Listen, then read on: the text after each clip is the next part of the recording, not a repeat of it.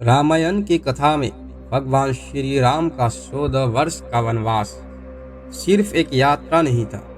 वह धर्म, साहस और न्याय की एक ऐसी गाथा है जिसमें प्रभु राम ने कई असुरों का वध कर संसार को भय से मुक्त किया। आज हम जानेंगे राम जी ने वनवास के दौरान किन किन असुरों का वध किया और क्यों किया। चलिए शुरू करते हैं यह अद्भुत यात्रा। वनवास की शुरुआत में ही प्रभु राम का सामना हुआ तारका नाम की भयानक राक्षसी से।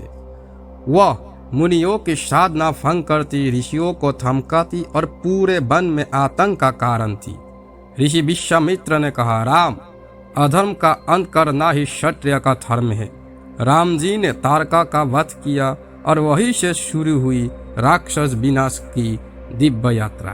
तारका के बाद आया सुबाहु और उसके साथ था मायावी राक्षस मारीच।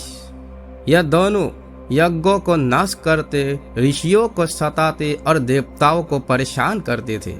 राम जी ने सुबाहु का वध किया और एक ही बाण से मारीच को समुद्रों पार दूर भेज दिया।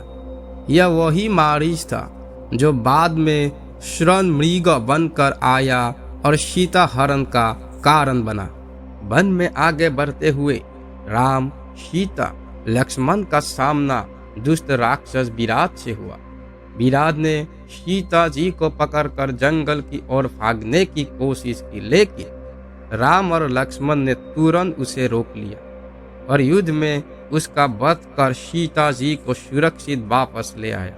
जब शूर्पणखा लक्ष्मण द्वारा अपमानित होकर लंका पहुंची तो उसने अपने भाइयों खर और दुष्यंत को फरकाया।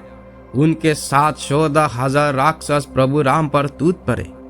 वन का माहौल युद्ध भूमि बन गया, लेकिन केवल एक ही राम और सामने 14,000 राक्षस। राम जी ने अकेले ही सभी राक्षसों का वध किया और धर्म की रक्षा का संदेश दिया। यह रामायण का सबसे अद्भुत युद्ध कहा जाता है। अगला सामना हुआ कवंथ नामक विचित्र राक्षस से। उसका शरीर लंबा, मुख पेट में और हाथ पर्वत जैसे। उसे एक श्राप के कारण यह रूप मिला था। राम और लक्ष्मण ने उसका वध कर उसे मुक्ति दी। मृत्युपरांत उसने बताया, प्रभु, आप आगे ऋष्यमुख पर्वत जाइए, वही आपको आपका सबसे बड़ा मित्र मिलेगा। हनुमान।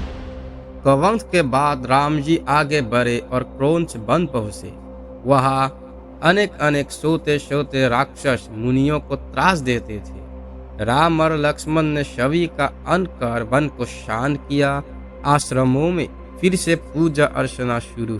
राक्षसों का विनाश करते करते अब यात्रा पहुंची उस मोड़ पर जहां लंका का अत्याचारी राजा रावण सीता जी का हरण करता है। जटायु ने अपने प्राण देकर राम जी को यह संदेश देता है और यही से शुरू होता है सबसे बड़ा धर्म युद्ध। सीता जी की खोज में राम जी की मुलाकात होती है वानर राज सुग्रीव से। सुग्रीव की पत्नी और राज्य दोनों पर उसके भाई बाली ने अन्यायपूर्वक कब्जा कर रखा था। बाली अपार शक्तिशाली था परंतु अत्याचारी भी। राम जी ने सुग्रीव की सहायता करते हुए बाली का वध किया और न्याय की स्थापना की।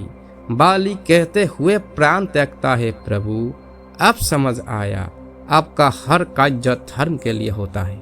लंका युद्ध के दौरान राम लक्ष्मण का अपहरण कर उन्हें पाताल लोक ले जाया गया था अहिरावण और महिरावण द्वारा, लेकिन हनुमान जी ने प्रभु की रक्षा की और दोनों राक्षसों का वध कर राम लक्ष्मण को वापस लाया।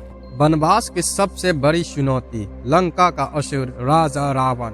वह समर्थवान था परंतु अहंकारी और अधर्मी।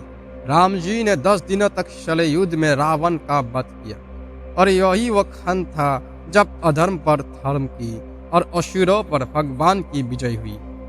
तारका से लेकर रावण तक वनवास की इस यात्रा में राम जी ने असुरों का अंत ही नहीं किया बल्कि संसार को सिखाया कि अधर्म कितना भी शक्तिशाली हो, धर्म की जीत निश्चित है। तो दोस्तों, अगर आपको हमारे इस वीडियो के माध्यम से कुछ भी नया सीखने को मिला तो वीडियो को लाइक, शेयर और चैनल को सब्सक्राइब जरूर करें। जय हिंद, जय भारत।